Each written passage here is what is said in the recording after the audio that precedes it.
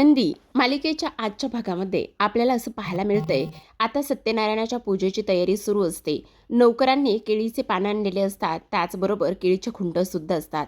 आता केळीचे खुंट आणल्यानंतर त्याचे जे पानं आहेत त्याला थोडे तडे गेलेले असतात.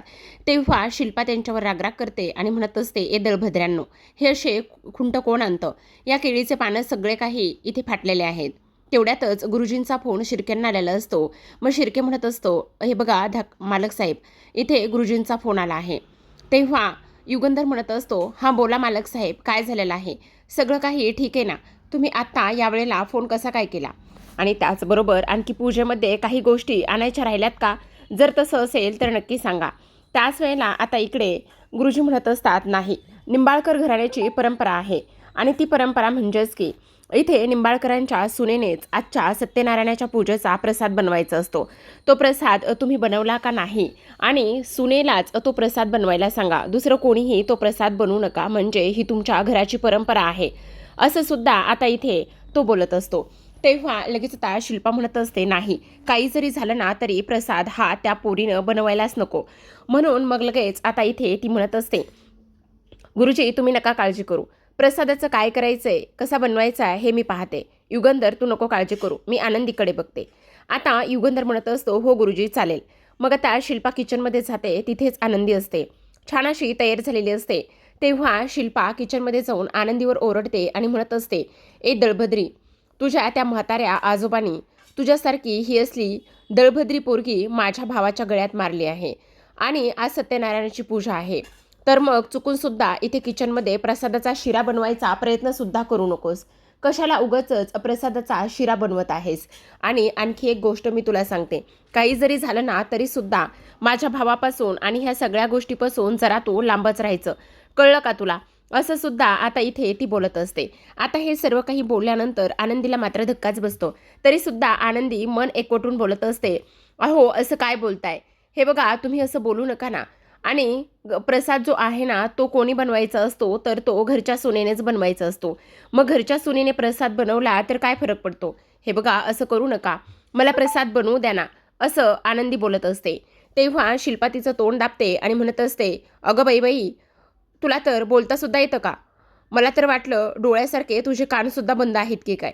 मग आता लगेच शिल्पा हॉटेलवर फोन करते. हॉटेल राजगुरू, मला ना साधारण सत्यनारायणाच्या पूजेसाठी साजूक तुपातला भरपूर ड्रायफ्रूट्स घालून 4-4.5 किलोचा प्रसाद हवा आहे. हे बघा, निंबाळकरांच्या घरामध्ये तो प्रसाद येणार आहे, त्यामध्ये कसल्याही ड्रायफ्रूटची आणि तुपाची कमी नसली पाहिजे. प्रसाद हा क्वालिटी पाहिजे आणि वेळेत पाठवा, सत्यनारायणाची पूजा आहे. तेव्हा निंबाळकर घराचाच हा प्रसाद आहे, ही गोष्ट लक्षात ठेवा, असं म्हणून शिल्पाने ऑर्डर दिलेली असते. आणि शिल्पाने ऑर्डर दिल्यानंतर आता लगेचच आनंदीला ती म्हणत असते, समजलं का, निंबाळकर घराण्याचा सत्यनारायणाची पूजा आहे आणि तिथलाच प्रसाद आहे. मग आता तुझं हे तोंड बंद ठेवायचं आणि किचनमध्ये प्रसाद काय, इथे तू असलं हे दळभद्री तोंड घेऊन सुद्धा उभं राहायची गरज नाही आहे, समजलं तुला? असं म्हटल्याबरोबर आता आनंदीला तर वाईट वाटलेलं असतं, कारण इथे प्रसादाचा शिरा फक्त घरच्या सुनेने बनवायचा असतो आणि ही रीत आहे. त्याचसोबत गुरुजींनी सुद्धा ह्या सर्व गोष्टी सांगितलेल्या असतात आणि त्यामुळे आनंदीला आता काय करावं काय नाही हे मात्र अजिबात समजत नसतं. सोबतच आता इथे शिल्पा निघून जाते. आता तिथे काम करणारा एक नोकर असतो, ते हे सगळं काही ऐकत असतो. त्याने लगेचच इकडे विद्याधरला जेलमध्ये फोन केलेला असतो आणि असं सांगितलेलं असतं की साहेब, अशा अशा पद्धतीने आता सत्यनारायणाची पूजा आहे आणि प्रसादाचा शिरा बनवण्यासाठी शिल्पाताईंनी राजगुरू हॉटेलमध्ये 4.5-5 किलोच्या प्रसादाची ऑर्डर दिली आहे. मग आता विद्याधर तिकडून बोलत असतो, अच्छा, म्हणजे असं आहे का? काळजी करू नका, बघू आता काय होतंय ते. दुसऱ्या मिनिटाला लगेच आता विद्याधर त्याच्या माणसाला फोन लावतो आणि सांगत असतो, काही जरी झालं तरी ते राजगुरू हॉटेल जे आहे ना ते ताबडतोब इथे बंद पडलं पाहिजे. ते हॉटेल चाललंच नाही पाहिजे. काही जरी झालं तरीसुद्धा तिथे जी निंबाळकर घराण्यातून ऑर्डर आली आहे, ती ऑर्डर आहे त्याच ठिकाणी थांबली पाहिजे, समजलं का?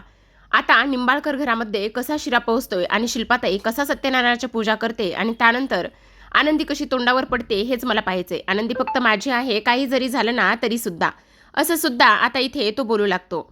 आणि त्यानंतर मात्र आता विचार करत असतो की आता शिल्पाताई, तू तर तोंडावर पडणारच आहेस, पण माफ कर, आता निंबाळकरांच्या घरामध्ये मी अजिबातच ही पूजा वगैरे ह्या सगळ्या गोष्टी होऊ देणार नाही, असं इकडे तो बोलत असतो आणि त्याच्या माणसाला त्यांनी लागलीच कामाला सुद्धा लावलेलं असतं.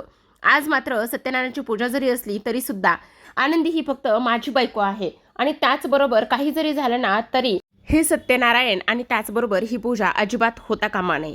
त्या हॉटेलवर बॉम्ब टाका, आग लावा, काहीही करा, पण तो प्रसादाचा शिरा निंबाळकरांच्या घरामध्ये पोहोचला नाहीच पाहिजे, समजलं? असं म्हणून आता लगेचच त्याने ज्या हवालदाराचा फोन घेतलेला असतो त्या हवालदाराला तो फोन त्याने रिटर्न देऊन टाकलेला असतो आणि सांगितलेलं असतं की तुमचे मनापासून आभार बरं का, तुम्ही माझी इथे फार मदत करताय. आता मात्र काही जरी झालं ना तरी हा सत्यनारायणाचा प्रसाद आणि त्याचबरोबर ती पूजा हे सगळं अजिबात होणार नाही. हा फक्त विद्याधर नाही आहे, ही आग नाही आहे, तर हा वाघ आहे, असं इकडे तो बोलत असतो. आणि त्यानंतर आनंदी, आता तुझं काय करायचं ना हे मी नंतरच बघेन, ते फक्त बाहेर आल्यावरच. ह्या विद्याधरला इथे खूप जास्त त्रास दिलाय, ह्या विद्याधरशी बरेच जण नडलेले आहेत, असं सुद्धा आता इकडे तो बोलत असतो. आता हे सर्व काही बोलल्यानंतर दुसऱ्या बाजूला इथे शिल्पा आनंदीचा अपमान करून निघून गेलेली असते आणि त्यानंतर सविताताई म्हणत असते, आनंदीताई खरं सांगू का, तुमची ही अवस्था आणि ह्या सगळ्या गोष्टी मला पाहवत नाही येतं. म्हणजे बघा ना, तुम्ही प्रत्येक गोष्ट कशा पद्धतीने करताय आणि खरं तर तुमचा एवढा अपमान करतायत त्यावर आनंदी तिला समजावते आणि म्हणत असते, हे बघा शिल्पाताई, तुम्ही माझा एवढा विचार करू नका. सांगू का सविताताई, माझ्या बा नेहमी म्हणतात, सून ही घरची अन्नपूर्णा असते, ती लक्ष्मी असते आणि तिने किचनमधला पहिला गोडाचा प्रसादसुद्धा बनवायचा असतो. तुम्ही नका काळजी करू, सगळं काही व्यवस्थित होईल. आणि तुम्हाला आणखी एक सांगू का, शिल्पाताईला मी जरी आवडत नसले ना तरीसुद्धा मला कोणाची जागा आणि ह्या सगळ्या गोष्टी मुळीच घ्यायच्या नाही आहेत. फक्त शिल्पाताईला तसं वाटतंय, पण शिल्पाताईचा हा गैरसमजसुद्धा मी लवकरच दूर करेन. सविता म्हणत असते, खरंच आनंदीताई, तुमच्याकडे बघून जगायचं कसं आणि काय करायचं कसं ह्या सगळ्या गोष्टी समजतायत बघा. खरंच तुमचं ना करावं तेवढं फारच कौतुक कमी आहे बघा. दुसऱ्या बाजूला आपण पाहतो आता इथे आबा त्याचबरोबर आरती आणि आर्ची हे आता तिकडे जाण्यासाठी तयारी करत असतात आणि हे तिकडे जाण्यासाठी तयारी करत असताना आता मात्र सगळ्यात महत्त्वाची एक गोष्ट झालेली असते. जी आर्ची आहे ना, त्या आर्चीच्या सायकलचा ललितचा फोटो असतो. आता ललितचा फोटो तिला तिच्या सायकलला दिसत नाही, त्यामुळे तिला आता इकडे काय करावं आणि काय नाही ते समजत नसतं. बाहेर येते, सायकल पडलेली असते. मग सायकलवरचा ललितचा फोटो काय झाला असा विचार करत असते आणि ह्या सगळ्या गोष्टींचा विचार केल्यानंतर आता कांगावा करत असते आणि म्हणत असते, आबा आबा हे सगळं काही काय झाले, माझ्या सायकलवर जो ललितचा फोटो आहे ना, तो ललितचा फोटो इथे कुठेच दिसत नाही आहे. काय करावं मला समजत नाही आहे. कुठे आहे माझा ललितचा फोटो, कुठे आहे? सगळ्या घरभर शोधण्याचा प्रयत्न करत असते, पण तिला मात्र ललितचा फोटो कुठेच सापडत नाही आहे आणि म्हणून रडत असते. आता तिला दोघेही जण समजवत असतात, आरती आणि आबा, अगं जरा शांत बसणार आहेस का, काय करतेस, जरा शांत बसणार आहेस का. नाही, माझा ललितचा फोटो इथेच होता, तो कुठे गेला?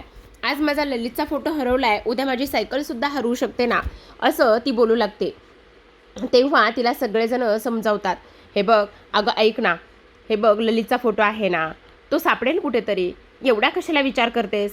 नाही ताईडे नाही, माझा जो ललितचा फोटो आहे मला तो शोधायचा आहे. कोण घेऊन असेल, कुठे हरवला असेल माझा तो ललितचा फोटो? मी नाही शांत बसणार, काही जरी झालं ना तरी मला तो ललितचा फोटो सापडलाच पाहिजे, असा ती आता इकडे विचार करत असते. त्याचसोबत गप्प बसत नाही, सगळं घर शोधाशोध करत असते. सगळं घर शोधून सुद्धा तिला मात्र तो ललितचा फोटो कुठेच सापडत नाही. पण मग आता बाहेर धावत असते, बाहेर शोधायचा असतो म्हणून धाव घेते. तेव्हा इकडे आता आरती म्हणत असते, काय करायचं आबा, तिचं काय करायचं कळतच नाही. आबा म्हणत असतात, चल चल तिला शोधूया, कुठे जाऊ आणि कुठे गेला तिचा ललितचा फोटो काही कळत नाही. खरंच ना, काय आणायचं म्हणून आणतात.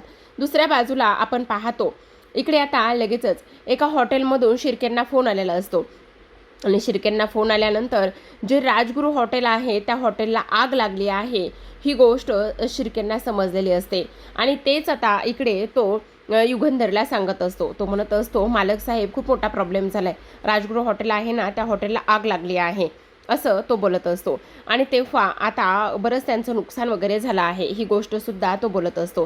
त्याच वेळेला आपण पाहतो ही गोष्ट इथे शिल्पाने ऐकलेली असते आणि शिल्पाने हे ऐकल्यानंतर तिला धक्का बसतो. कारण त्याच हॉटेलमध्ये आपण इकडे एवढ्या मोठ्या शिऱ्याची प्रसादाच्या शिऱ्याची ऑर्डर दिली होती आणि मग आता काय करायचं. आणि तेव्हा तो म्हणत असतो, बापरे, जर आता हे इकडे समजलं की मी त्याच हॉटेलमध्ये प्रसादाची ऑर्डर दिली होती तर मग हा मला काही सोडणार नाही आहे, हा माझ्यावर सुद्धा डाफरेल, हा मला सुद्धा ओरडू शकतो, असं इकडे ती बोलत असते. नाही नाही, काही जरी झालं ना तरी सुद्धा ही गोष्ट मात्र त्याला समजता कामा नये असा ती विचार करत असते.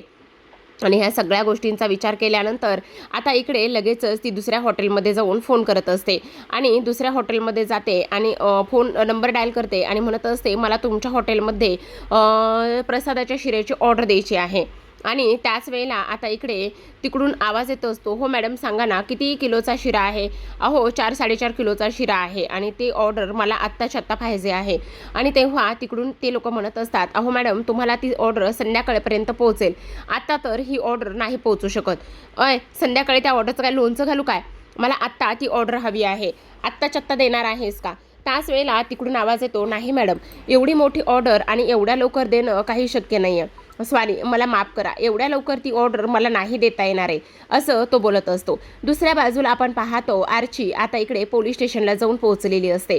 आर्ची पोलीस स्टेशनला जाऊन पोहोचल्याबरोबर पोलीस म्हणत असतात, काय झाले बोल जरा. हे बघा इन्स्पेक्टर साहेब, काही करा, काहीही करा, पण ताबडतोब माझी तक्रार तुम्ही लिहून घ्या. तेव्हा पोलीस म्हणत असतात, कसली तक्रार आणि कशाची तक्रार, हे बघ शांत बस, मला माहिती आहे तू आबा जाधवांची नात आहेस म्हणून, जरा शांत बस बरं, काय झाले ते सविस्तर सांग मला. तेव्हा आर्ची म्हणत असते, अहो ललितचा फोटो हरवलाय, माझ्या सायकलला ना ललितचा फोटो लावला होता आणि तोच फोटो इथे दिसत नाहीये, काय करावं ना मला समजत नाहीये.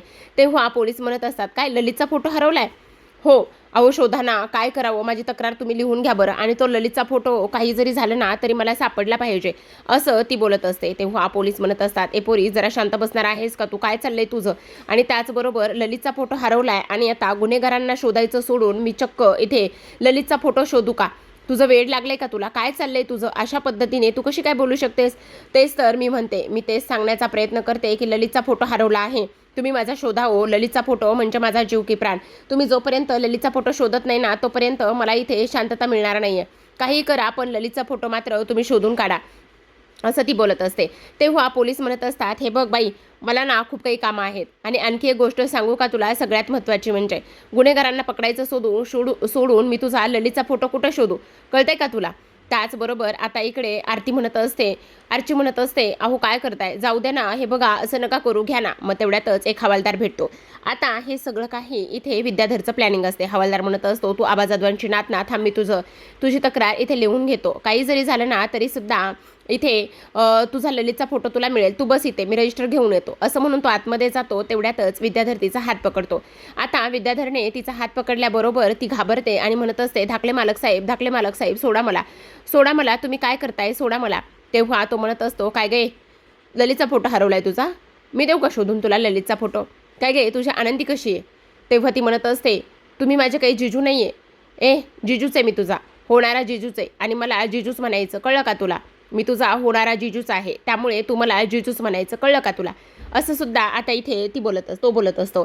त्याच वेळेला ती म्हणत असते, हे बघा मी तुम्हाला सांगते ना, मला सोडा म्हणते मी तुम्हाला, मला नाही, असं काही करू नका ना, प्लीज सोडा ना, आणि मला घरी जायचं आहे. त्याच वेळेला इकडे आता तो म्हणत असतो, काय काय करायचं तुला, घरी जायचं आहे.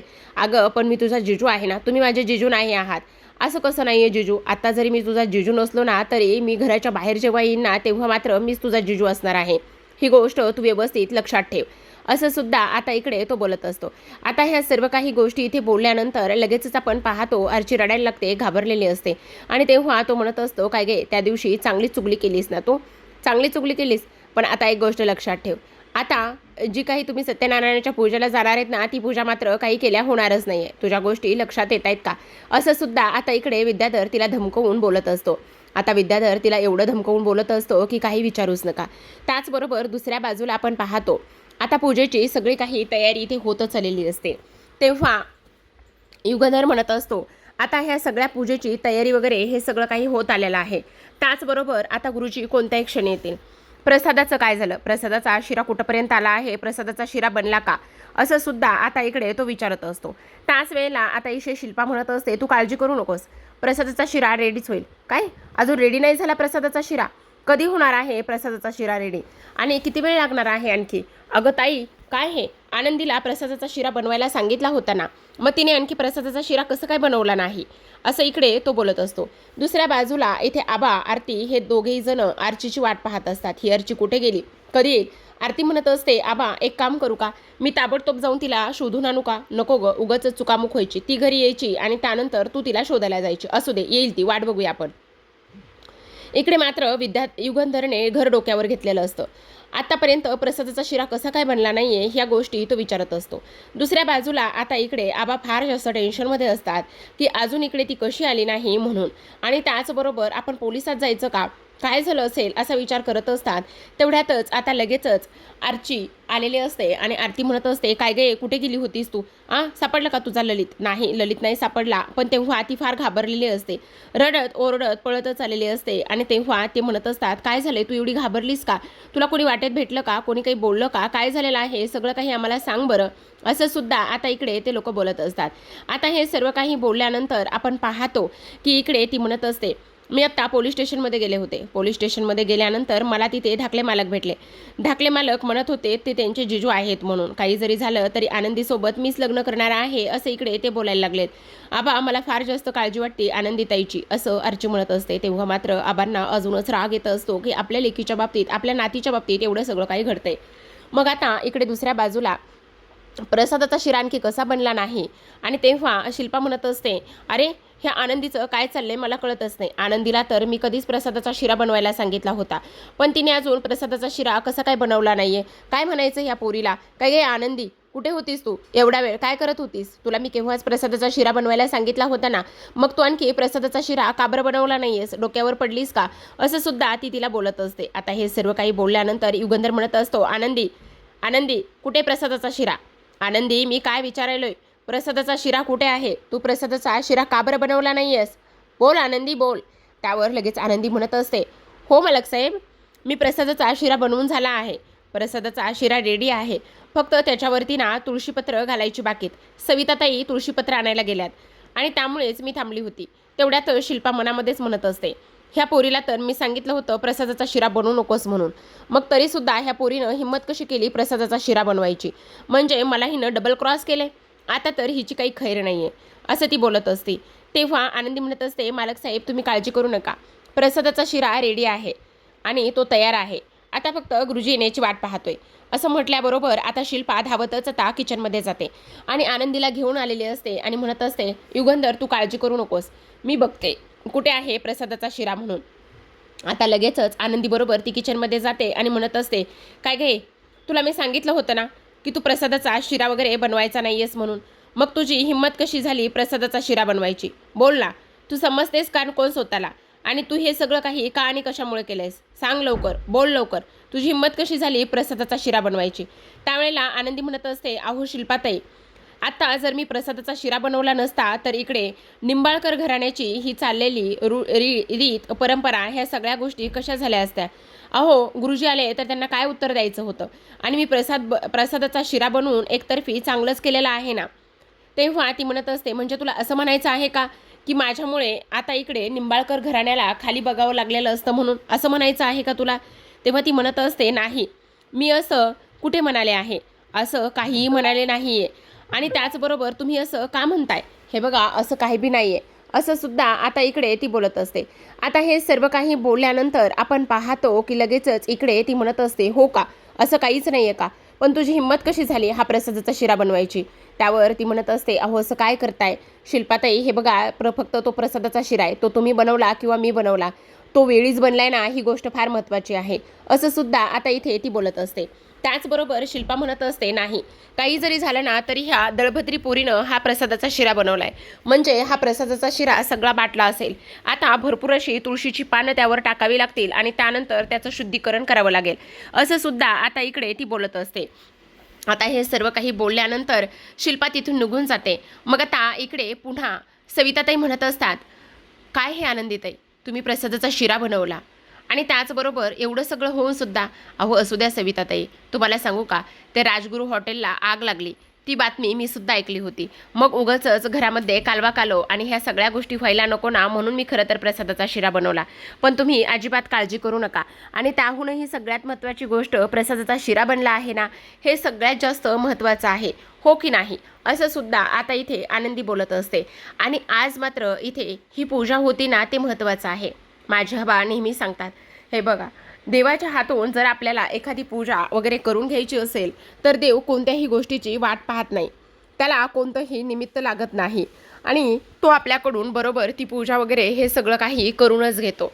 त्यामुळे प्रसादाचा शिरा मी बनवला काय, बाहेरून आणला काय, प्रसादाचा शिरा देवापर्यंत पोचतोय ही महत्त्वाची गोष्ट आहे ना. हे आनंदीचं बोलणं ऐकून सविताताईंना सुद्धा फार आनंद झालेला असतो. तर आता प्रेक्षकांनो, आजच्या भागामध्ये एवढंच. त्याचा सुद्धा तेवढाच भाग इंटरेस्टिंग आहे. खरं तर प्रेक्षकांनो, आनंदी ही मालिका अतिशय इंटरेस्टिंग आहे. आता युगंधरला तर असं दाखवलंय तिच्या डोळ्यांचं खरं सत्य समजलं नाहीये, पण मागील काही भागामध्ये असं वाटत होतं की त्याला ती आंधळी आहे हे सत्य माहिती आहे. पण बहुतेक ना तो कदाचित इथे शिल्पासमोर किंवा घरच्यांसमोर नाटक करत असावा की त्याला आनंदी आंधळी हे माहिती नसावं म्हणून. पण बघूया आता, खूप काही ट्विस्ट असणार आहे. त्याचबरोबर खूप अशी इंटरेस्टिंग दोघांचं नातं आणि त्याचबरोबर इथे शिल्पाने आनंदीला देणारा त्रास, ह्या सगळ्या गोष्टी आपल्याला खूपच इंटरेस्टिंग अशा पद्धतीने पाहायला मिळणार आहेत. त्यामुळे चॅनलला नक्की सबस्क्राईब करा प्रेक्षकांनो. त्याचबरोबर आनंदी ही मालिका तुम्हाला बघायला का आवडते हे सुद्धा कमेंट करून नक्की सांगा. आता इकडे युगंधर म्हणत असतो, खरं तर समिधा, आज तुझ्याशिवाय मी ह्या पूजेला बसत आहे. आणि तेवढ्यातच आनंदी आता इकडे ती म्हणत असते, खरं पाहायला गेलं ना तर इकडे मात्र मला मालकीनबाईची कधीच जागा घ्यायची नाही आहे. ती तो फोटो तिथे आणून बाजूला ठेवत असते आणि म्हणत असते, मालक साहेब, इथे मालकीनबाईच कायम तुमच्यासोबत असणार आहे, त्यांची जागा मी कधीच घेणार नाही आहे. हा मान त्यांचा आहे आणि तो त्यांनाच मिळायला हवा. असं सुद्धा आनंदी बोलत असते. आणि एका झटक्यात, एका क्षणात आनंदीने प्रसादाचा शिरा बनवून तिच्या सासू सासऱ्यांचं मन जिंकलेलं असतं. तर इथे समिधाचा फोटो त्याच्या बाजूला ठेवून युगंधरचं मन जिंकलेलं असतं. इथे मात्र शिल्पा आता तोंडावर पडलेली असते. आता अशा पद्धतीने ही पूजा पार पडेल का युगंधर स्वतः आता तिला त्याच्या बाजूला बसून ही पूजा पार पाडेल, हे पाहणं तेवढंच कमालीचं असणार आहे. तर पाहत रहा आनंदी. भेटूयात उद्याच्या भागामध्ये. आजचा भाग लवकर आला आहे म्हणून खूपच आनंद आहे.